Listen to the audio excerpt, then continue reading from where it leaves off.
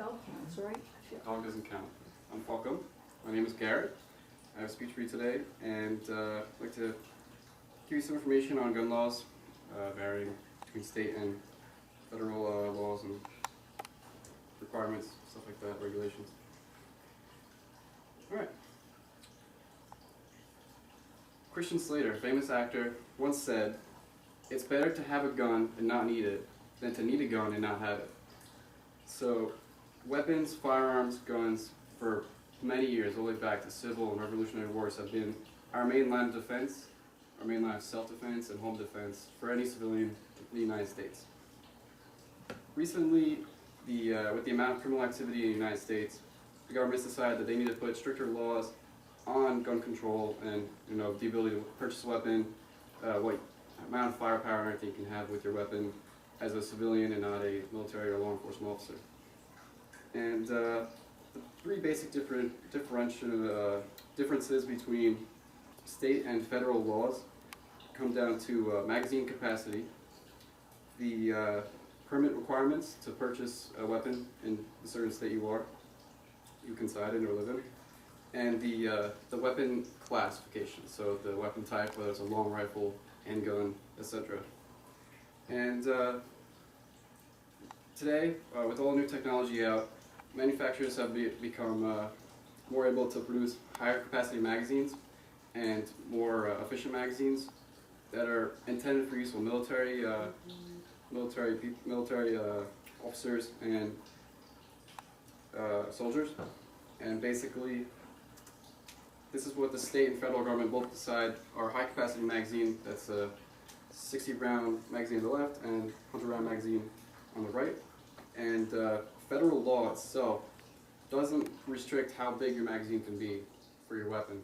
So if, according to the federal government, a certain person could own the 60 round magazine or the 100 round magazine if they feel they need it.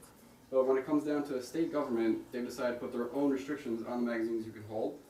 And for New Jersey, you're only allowed to have the 15 round magazine listed in the middle, and in New York, you're only allowed to have a 10 round magazine, which is a combination between the 15 and the 10.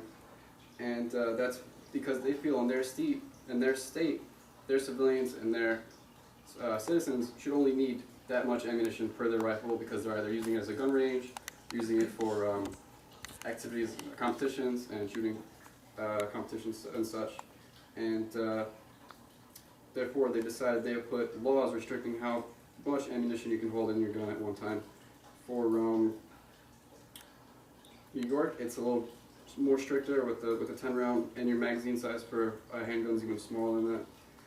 And one thing they didn't take into factor for any of the laws, state or federal, is the size of the bullet that the weapon uses. So if you have a small 22 caliber bullet, it doesn't matter how big your magazine capacity is, as long as it's falling within the state restrictions. So even though it's a small round, it's not very lethal, they still require you to have a certain capacity or limit on how much ammunition your gun has. Although you can buy any magazine you want that falls within your state category, your state limitations, at any age pretty much, you can't buy a weapon like that. You have to go through the exact state laws or federal laws combined to purchase or obtain any weapon.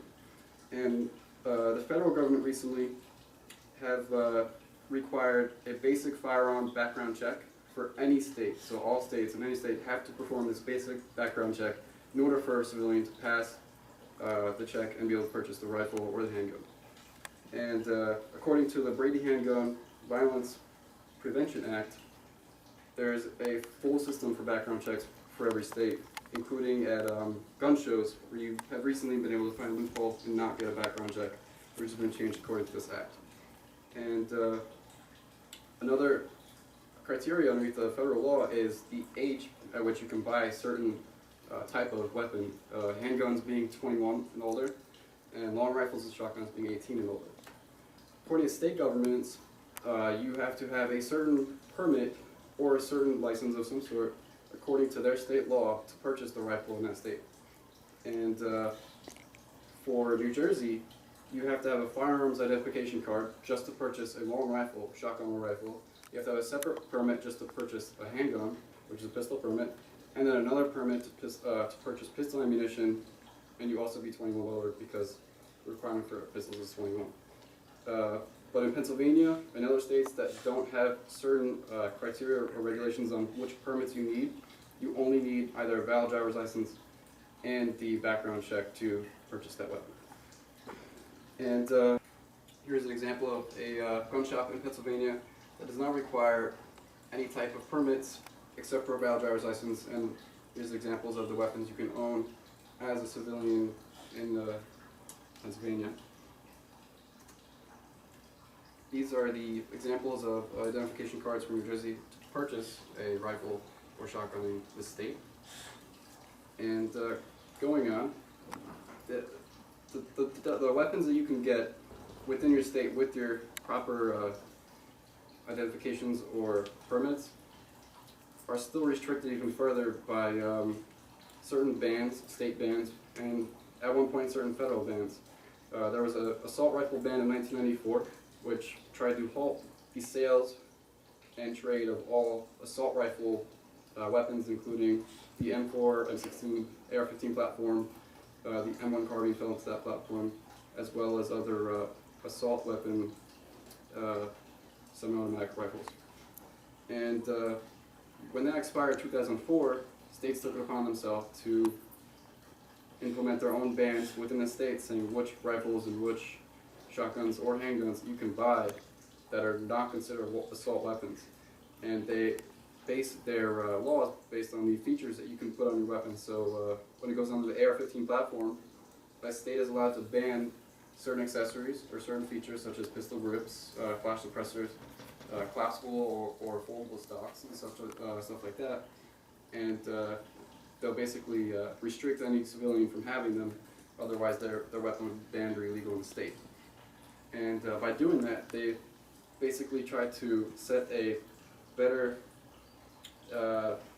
example for the civilians and the people who are scared of weapons itself, so the weapons don't look as intimidating or as a assault weapon or military-like.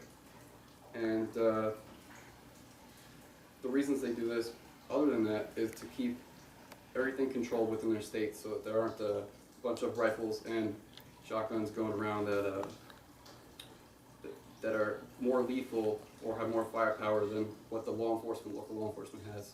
So they want to be able to keep up with both the law enforcement's abilities and the civilians' abilities.